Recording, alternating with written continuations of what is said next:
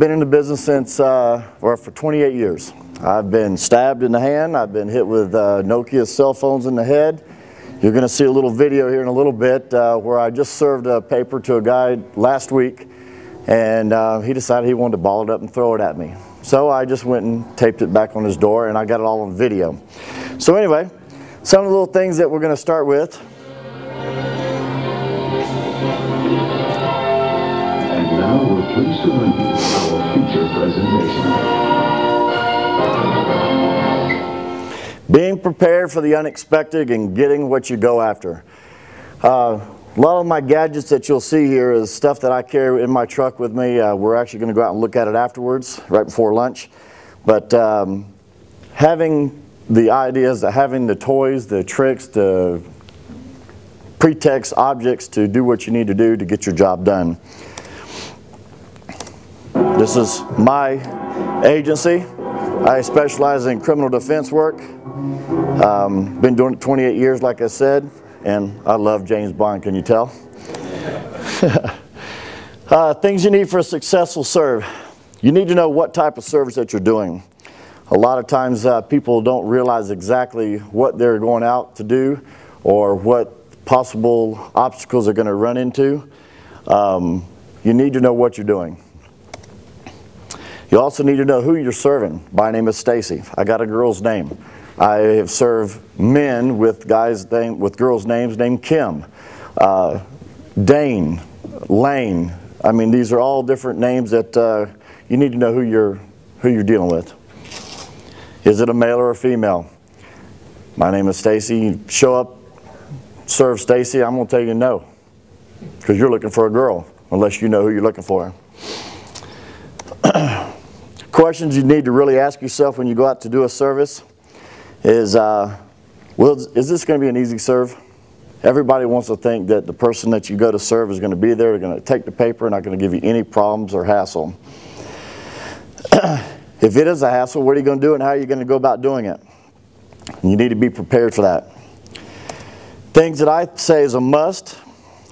You need to start with a full tank of gas. Have you ever went out to serve a paper and the person's not there, but they say, oh, well, they'll be back in about 30 minutes. Okay, so are you going to sit around and wait? If it's cold outside or if it's hot outside, vice versa, you need your vehicle. Why am I not getting my sound here? You need to know where you're going and how to get there. And I use two different types of programs. I have regular Garmin GPS, and I have a laptop in my vehicle that y'all will see after a little bit. It has the Streets and Trips program on it. You type in the address. You can type in 8 or 10 addresses, hit route. It will route your route, calculate your mileage, your fuel economy, you know, how much time it's going to take you to get for each one. You can allow 3 to 5 minutes for each stop, however you want to program it. I document all of my process serving. With that, you see some of the cameras on the dash of my truck. I have 2 digital video cameras that are hooked to my rear view monitor. I have some, this is a infrared camera with a small monitor it's battery operated or run off a cigarette lighter adapter. I also put this on my Harley. I've actually served papers on my bike in the middle of the day on bike rides. Pinhole cams, button cams, mini DVRs, all different types of devices that you can attach this to your shirt. Put this in on a belt loop or in a little pouch I have, and you can put this on your clip belt loop or in your pocket and do your starting and stopping. All digital video equipment. Other things are, this is a little gadget I have here which works on an iPhone, iPod Touch, iPad. It's called a Luxie. You can use this as a regular Bluetooth. And I don't know if you can see this or not, but I will give you a brief walk around. This will record. It'll do video. You can take this video and attach it to an email, send it to your client. It does video and audio. Another little device to document your service. Not only does it document your service if you have an altercation with someone like some of the other stories you've already heard, you know, you need something to back that up. Again, the best way to capture it is with some type of device. Other kind of devices are the cameras. Small little tripod, $2 at Big Lots. You can use this little digital camera, open it up, you can zoom it in, set it on the dash. I've actually set it in a flower bed, or actually set it on the porch while making a service and just angle it up so I can get it on video. After the person receives paper, I grab my camera and I go. Other ways are document with pens and papers. These are little things that I use when I go out to serve a paper. If I get out there and it seems like it's in a rural area and I need to sit there for a while because it's a very important serve, especially after people have made numerous attempts to serve someone. They don't get them served. Their attorneys are getting really sick and tired of spending money. So I take orange cones with me, little portable orange cone, as you just saw expand there. Little gadgets to help you do your job. Also, I have some things called magnet signs that I use that I put on the side of my truck, and it says traffic surveyor. I have a little orange vest, a little orange vest, a little orange helmet. I'll sit on the side of the road and stand outside my vehicle with this stuck on the side of my truck. People normally don't bother with me. Let's say I had a little service. Well, let me go back to my traffic survey. I was up in Elbert County, and the guy had been attempted service, and it was a child custody case, and there was like $27,000 in back child support. He's already had 4 kids by 3 other mamas, and he was having problems making ends meet. Had a big lawsuit against him. He was saying it didn't work. The lady had tried to have him served numerous times and had spent $300 or $400 on process servers and still could not get this guy served. So I pulled up in front of his house. I have a Hummer H3.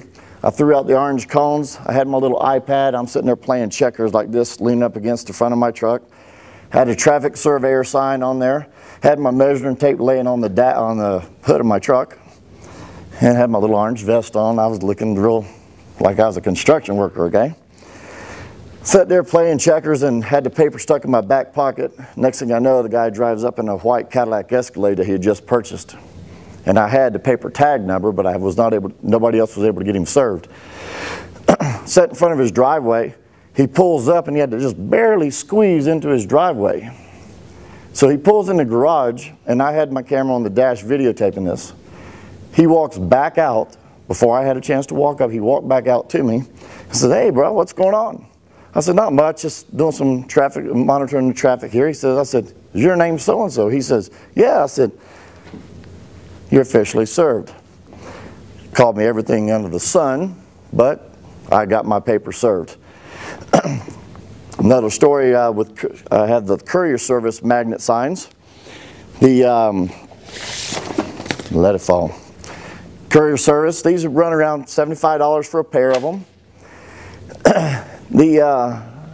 On Mother's Day, this lady had received like 3 checks that were made out to her and her husband, and she was divorced. The bank had screwed up. He had refinanced his new house and had consolidated bills, and they sent him 3 checks for him to use to pay other bills and to consolidate everything. Well, she took the checks and she cashed them. Because on the check it said his name and her name. So she went to the bank, she cashed the checks. We found out about it. Process server's trying to serve her with a lawsuit. Couldn't get her served. So on Mother's Day, I showed up in my truck with courier service signs and a $9.99 bouquet of flowers from King Super.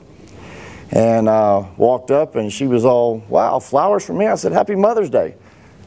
She said, "Oh, who are they from?" I said, "It's in the envelope." So she opens up the envelope and it's the court papers for the lawsuit. Nevertheless, I was called everything under the sun with that. This is some cameras. These are 2 little cameras that I have on the dash of my truck.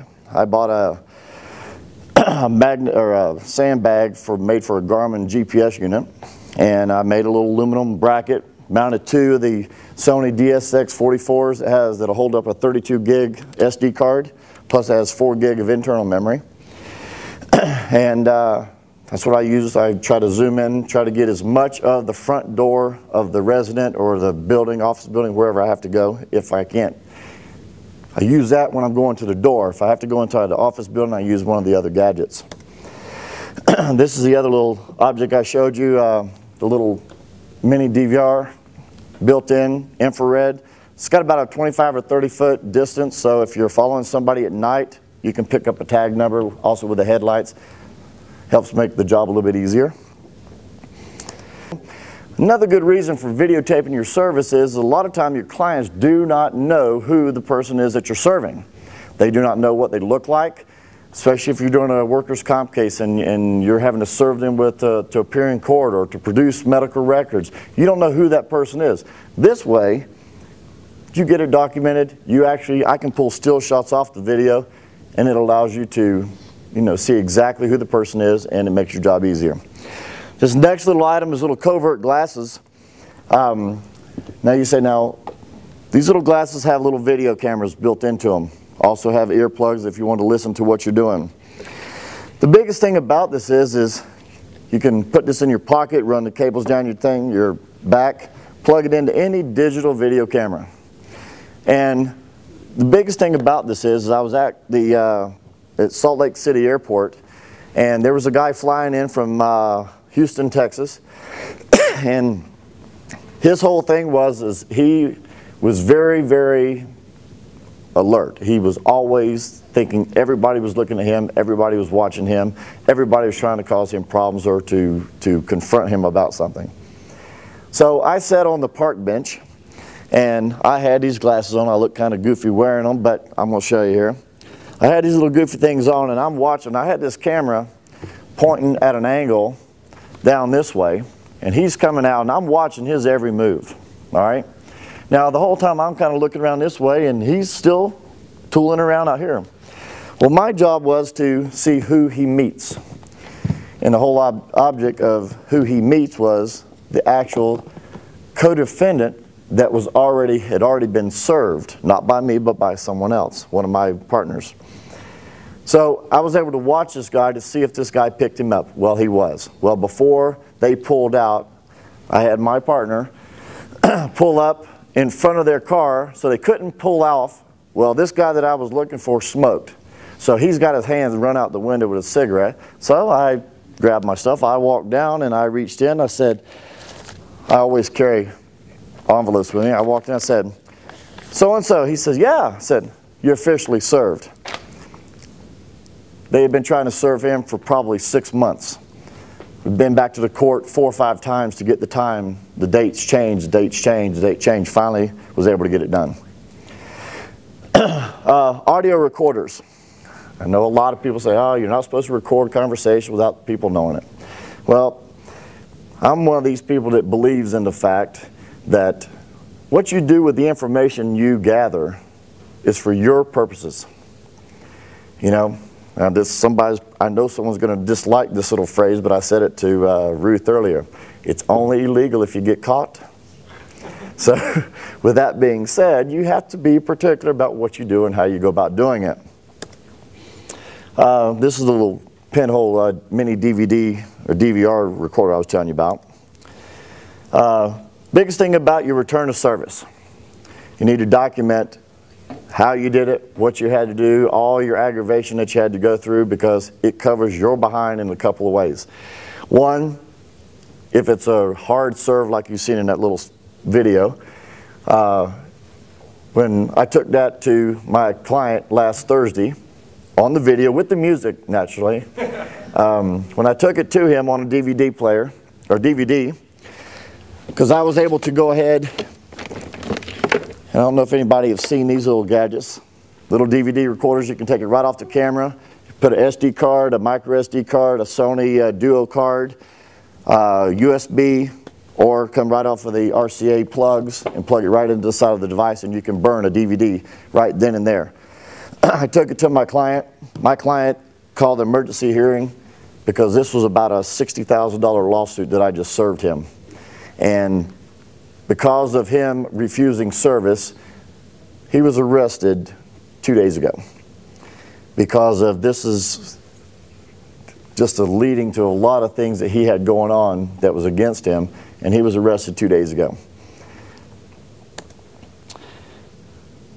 Put emphasis on it just to make y'all dizzy.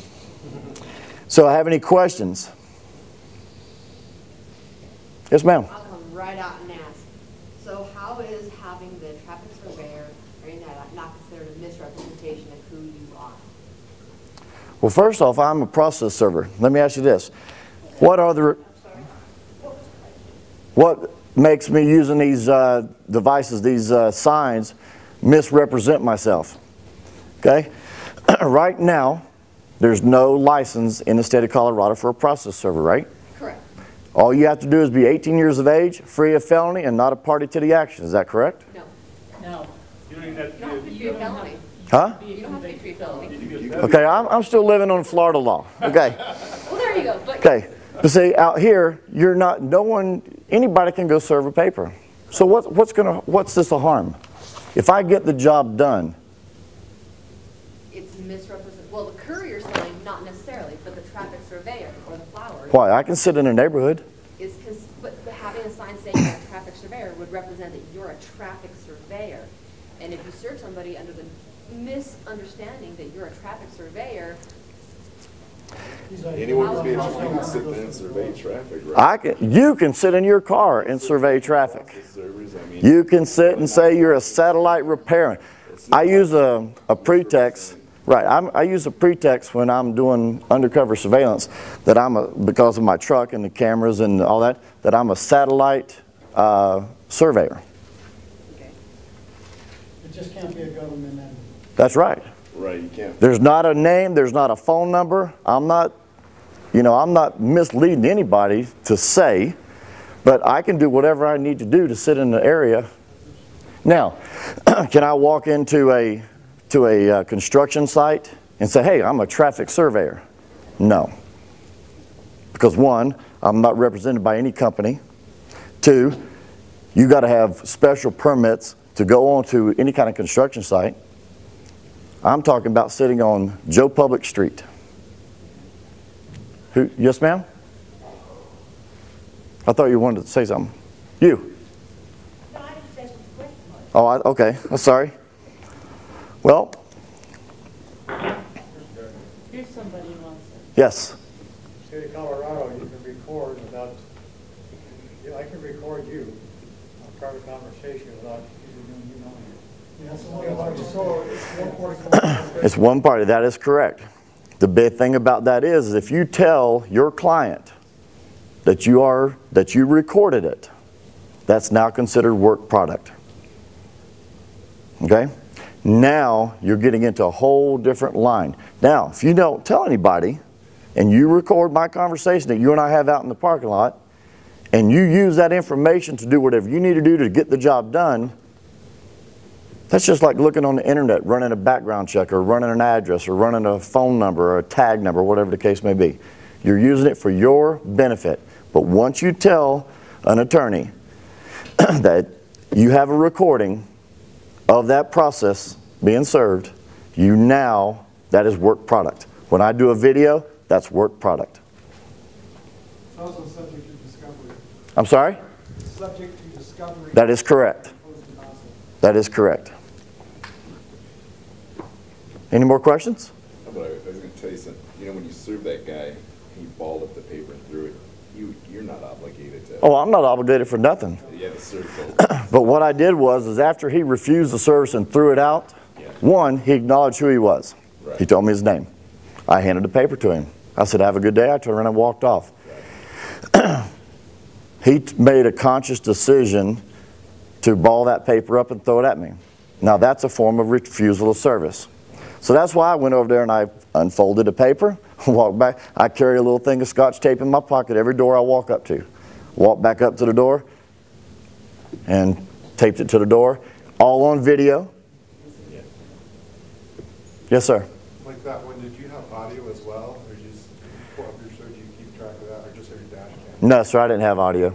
But do you generally do that or not? Again, if I have to go into a building and I use the little button cams, then I have full audio and video, but this is just a video camera sits on the dash of my truck, 2000x digital zoom, and you can see a pimple on a gnat's ass at 100 yards. Looks like a dinner plate. So I missed the button cam. I missed the scene.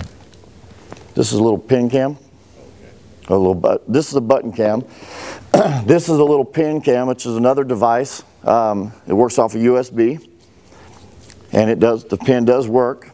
But you can put that in your pocket and just hit the little button on the very top, and it will record. Hit the button to stop it, take it off, plug it into your computer, download it. Yes, ma'am. Sorry. Are y'all allowed to post in Colorado? Post serves? Post service, yeah. Only on eviction. You could drop serve when someone refuses a service if you have what they call, what is that word? Certified. Something knowledge of. Oh, an idea of this. Yeah, that the person is there. If you see them in the house walking around, and then you can, once you spell that out in your return of service, then you can drop serve it on their, or like the other guy said earlier, you know, go to the edge of his property. If he tells you to get off the property and you step off the property and you drop serve it. But posting is normally when you post something, that's usually on a 21-day, 7-day, or 72-hour eviction notice. Also on a refusal. Right, you can. On refusal. Because when you get papers in from like New York, if you try 3 times and you verify that the person does live there, then you can post it on the 3rd attempt, For what kind of service? any kind of. No, man, No. we don't work like that. No. We don't work like that at all. But you serve. We can New serve York it papers FED. down here, I'm sure. I'm sorry? You serve New York papers Yes. in Colorado and posted them. Right. I thought you were talking about specifically Colorado law. No, well, that was the first question. Second one was, yeah. We use the other people's states' laws. Yes, sir. When you opened the door and you handed it to him, wasn't that an acceptance of service because he had his name? That was an acceptance So of then service. he wadded it up and threw it. You were bound by having to post it on the door, but it's not a refusal right after that. Well, it's not a full refusal. Threw it out into the public grounds. That is a form of refusal. I think it was still on his property. Well, he lives in an apartment complex. Oh. Those are all common grounds. Oh, okay. And see, those are the things that you need to know when you go to someone's apartment, condo, townhouse. Because, you know, a townhouse, you actually own some of the property. A condo, you just own the building on the property. An apartment, you just rent the building that's on somebody else's property. Yes? What if you go to someone, a lot of elderly folks now are afraid to open their door. Mm-hmm. And I can appreciate that. If it's got glass on the side and they come and identify themselves, can you leave it? Yes, you can. Okay. Yes, As sir. long as you can ID them. Right? What equipment do you use that's waterproof, you know, for different elements that we have in Colorado? Do you have any specific equipment that you use that, you know, for the elements outside? Yes, sir, I do. I actually have a clear bag that for this small digital camera. The camera slides in and there's a small hard rubber plastic attachment on the bottom, so I can actually set this up in video. I have a different lens that's like a little, lack of a better phrase, little condom that goes over the whole thing. And you can actually put the lens, what are you laughing for, Steve? And it protects the lens. The rest of this is in your pocket, under your jacket, or whatever the case may be. So yeah, they make all those little gadgets for that. Is everything black and white, or is it all full color? Oh, these are all full color. And most of them are high definition. This is 720. This is 720. The little HD, this is 1080. That's a 10.2 megapixel with a, I forget what the other thing is. This is another little camera that plugs in the side of a USB. I've actually been sitting in a Starbucks and I didn't want to use any of my other cameras since I had my laptop. I was on their Wi-Fi. Plugged this in and I was able to watch the front door and looking at my screen waiting on this lady to come in because I was going to serve her with divorce papers. Okay? Yes? How long have you been in Colorado? I got out here 2008. 2008. Easy. With being here, have you had any exposure or knowledge of putting trackers on people's vehicles? Yes, ma'am, I have. And I'm gonna be real discreet about this, okay?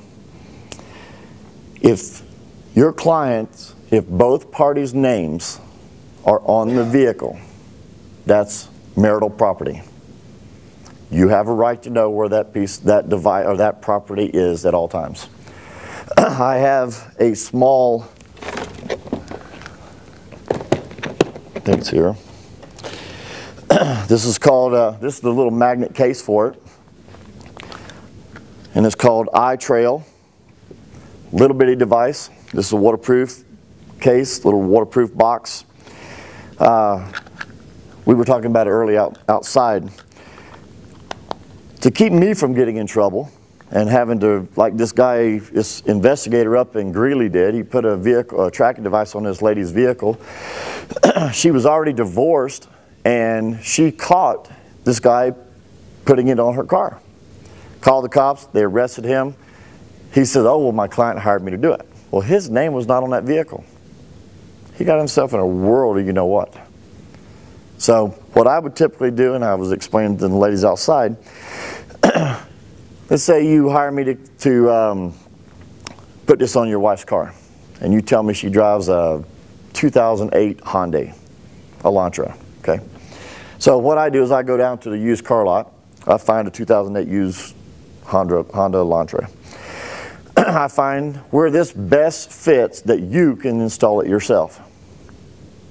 So then I take a deposit from my device. It replaces it in case it never comes back. This is a passive device, just to let you know, not a live tracker. Does anyone know what a passive device is?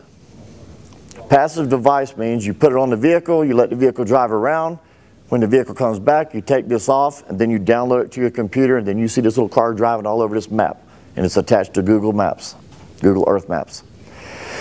So I let you put it on your vehicle, on your wife's vehicle. She drives around for 4 or 5 days. This has a 30-day life, up to 4 hours of motion sensor per day. Most vehicles don't drive more than 4 hours per day, except me or some of the process servers, I'm sure you do. But most people don't drive more than that. So this is like about 28 to 30 days worth of battery time that this thing will hold a charge. And it will track everything. It will give you date, times, time that it stops at each address. Excuse me, it'll show you the speed that they use to get there, the speed that they use to leave. Every time they stop at a stoplight, every time they turn, it'll show you everything. And how much would you charge me to do that? I have a question for you. Sure. We're going to use me, because I've never used one of those machines. And I'm going to use me. So Please don't ask me to track your wife, okay? She's right here. You already have. Shh. Here's the question. Hold on a second. Here's the question. If I put it on someone's device, trying to figure out where they go, state laws are against me doing that? Mm-hmm. Okay, that's what I would. Unless your name is on the title of that vehicle. Or if it's a company vehicle, let's say you own 4 vehicles. You as the owner of those vehicles have a right to know where those vehicles are at all times. Okay, now, still on that same subject, a guy called me last week to do an investigation to follow, you know, a guy's wife. Mm-hmm. Now, is that acceptable on that, or that's still? If the guy's name is on that title of that vehicle, he can do whatever he wants to. He has a right to know where that vehicle's at. I was going to go with the camera, since I'd been authorized, it would have been able to use that. That is correct. If you gave it to him to put on. Oh, okay, not me. The question was, stand up and state your question again. Somebody asked me to do an investigation last week to follow a wife, follow her video surveillance. So I was asking, can you all hear me now? Okay, it's been kind of irritating me all day. Okay, I'll get to you later. A guy had hired me last week to follow his wife. Video surveillance, for like about 8 hours or so.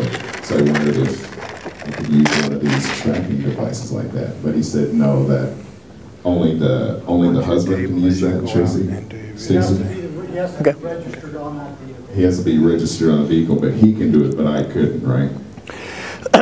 I would suggest that you not. Now, you're suggesting, you didn't tell me. You hear what I said. I would suggest that you not put it on that vehicle. Okay? Now, I'm going to give you a reason why, and this is a good enough reason for me. You put it on that vehicle, and let's say you track this lady to some guy's house. Now, you're going to be all excited because, man, I caught her, I got her.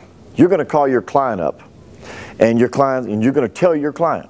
Your client's going to get this real burr up his ass, and he's going to drive over there, and he's going to end up fighting this person, breaking in this house, getting shot or shooting somebody. Now I'm an accomplice. Now, there you go. So, give it to your client. Say, look, take a picture of a 2008 Hyundai Elantra. Say, look, this is the best place to go put it.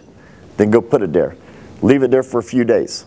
Track it, whatever you want to do. If it's a live tracker, then you can monitor it the whole time. If it's a passive device, in 4 or 5 days, go back to that vehicle when she's not around, remove it, bring this to me, because this is my device, download it, and then y'all sit there and y'all see where she's going. Then, whenever you see her go into a residential section or an apartment complex, whatever, you find out, okay, this just kind of narrowed your investigation down to where she's going to. And how if she spent 3 hours in the middle of the day there, where is she going 26 miles away from her house and away from her kid's school to an apartment complex for 3 hours in the middle of the day?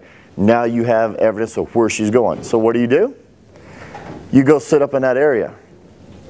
You find out the next day that she's going to be off for work or not doing anything that day.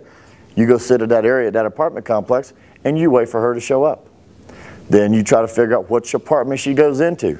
Once you figure out what apartment she goes into, then you figure out, you run background check on the address, apartment number, find out who's in that building. Isn't it stalking charges? If I put it there and it gets found out it's there and I put it there, then I could get charged with stalking? Yes. Well, no, you can't be charged with stalking because this is a passive device. This is after the fact, okay? No, I'm saying if they found it. They found it on there, like for example, if I put an active one on there and they Is my name on there? No. Is there anything that says it belongs to me? Your fingerprint. Okay. Nothing. You think your cops are just you're gonna take something down there and say, hey, I want this fingerprint, you think you're gonna do it for you? No. Okay. Yes? Do you verify that the person that tells you that their name's on the vehicle? Typically what I do is I ask them to give me, make a copy of the registration. Okay. Or if it's a paid off car, I want a copy of the title. Because I want to make sure that I'm not getting myself involved in something that's going to come back and bite me in the ass. Well, if that person's name really isn't on that vehicle and you've given them this tracking device? It's their responsibility. In that case, I usually take 2 times the amount of the cost of my product, of my object. No, I'm just saying. No, and that's what I'm saying. That's correct. So, Yes. I can't hear you.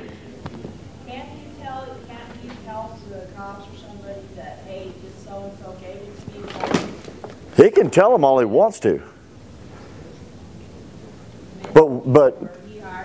But think about this a minute. If he tells the cops, oh, well, I hired Stacy to get this device for me, the cops are going to say, well, who put it on the vehicle?